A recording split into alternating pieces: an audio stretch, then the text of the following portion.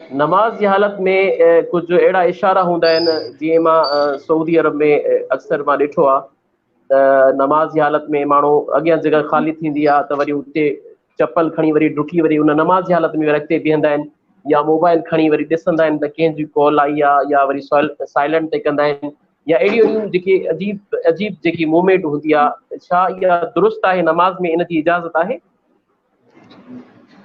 मज़हर भाई, इन लाइ हिकिड़ो उसूल यादि रखो त अमले कलील ऐं अमले कसीर। जी नमाज में अमले कलील सां नमाज फासिद न थींदी आहे, अमले कसीर सां नमाज फासिद थींदी आहे। अमले सही। कलील ऐं अमले कसीर जी तारीफ़ छा आहे?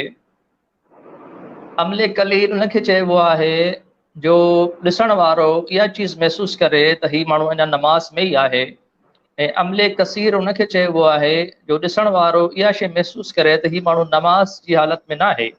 मिसाल ॾियां, जेकॾहिं जी माण्हू क़याम में बीठो आहे ऐं हिकिड़े हथ सां कंहिंखे ईअं इशारो करे थो अॻियां त इहो अमले कलील आहे, आम ॾिसण वारो माण्हू सम्झी वेंदो त हीउ नमाज जी हालत में आहे।